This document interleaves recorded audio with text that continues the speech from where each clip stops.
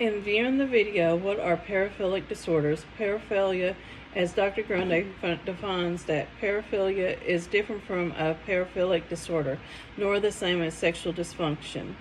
Paraphilia is a sexual interest through genital stimulation or preparatory fondling, which can be normal or consented by a partner.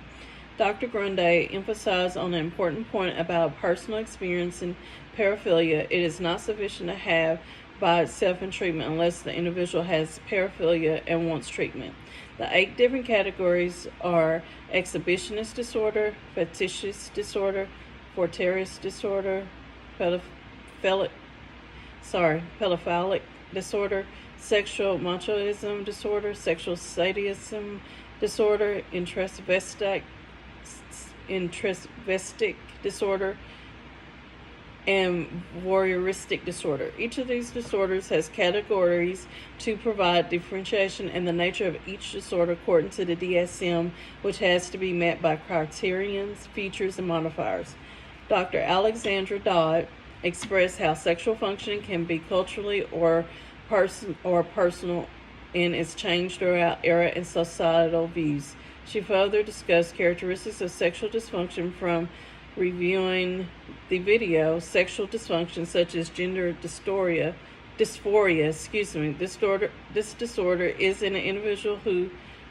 disorder is when an individual who wants to rid of one or more characteristics of another gender.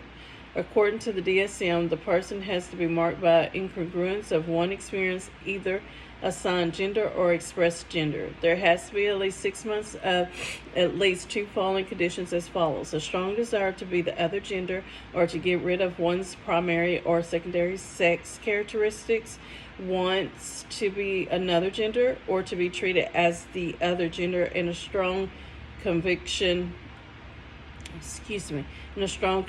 that one has reactions to another gender and typical feelings.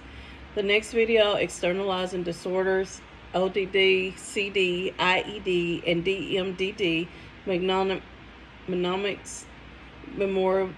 memorable psychiatry lecture. ODD is oppositional defiant. Disorder is a disruptive disorder that includes threats that are intentional. CD is conduct disorder, could possibly have ASPD as an adult. Dr. Grundy stated that medications are not helpful with this disorder. Disruptive impulsive disorder and conduct disorder. IED is intermittent externalizing disorders like a tantrum, such as the individual hits, screams, and it lasts an hour. And DMDD is disruptive mood dysregulation disorder, persistent negative emotions. These disorders occur during childhood years and are externalizing their behaviors on others instead of internalizing. As a clinician, one must become aware how the child is affected by their home, school, public setting may have a dramatic shift on how their behaviors are acted out. It is good to be aware of other individuals who may have some experience with the individual to provide an overall presentation of the person to give an accurate diagnosis. The DSM-5-TR will provide the specifiers, modifiers, features, symptoms, and characteristics to assist in making a clinical judgment on which diagnosis or diagnoses are the best fit for that time. After reviewing the addiction and substance use disorder memorable psychiatry lecture, the 3 major components of an addiction and substance use disorder is intoxication, withdrawal, and addiction, which are determinants of a substance abuse disorder. There are 11 categories, and at least the individual has to meet at least 2 plus criteria, such as the time spent, dangerous use, and how others were affected, experience psychiatric and physical problems, unable to stop, or tolerance. In the Overtaken documentary video, this video was a tearjerker, but so surreal to be so young and start using drugs, whether it's a fad,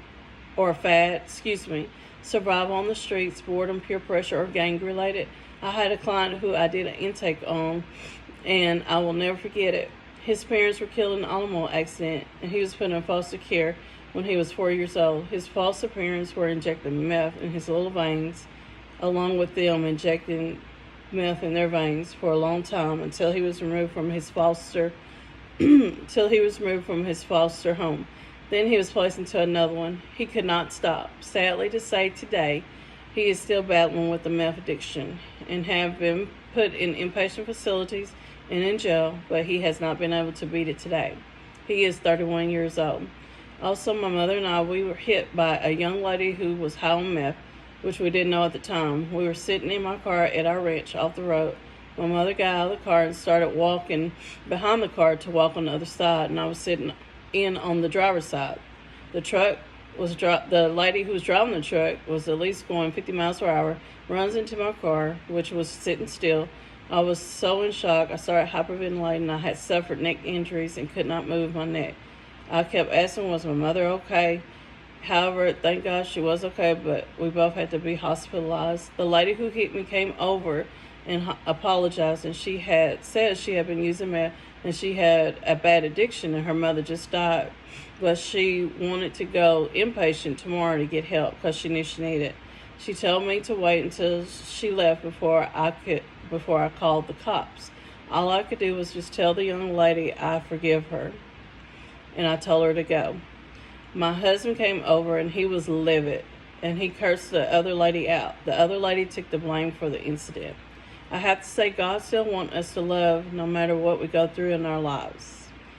I felt that I was put to a test, but I knew this was a sign because 2 years prior, I was hit by another person who was in a drug pursuit.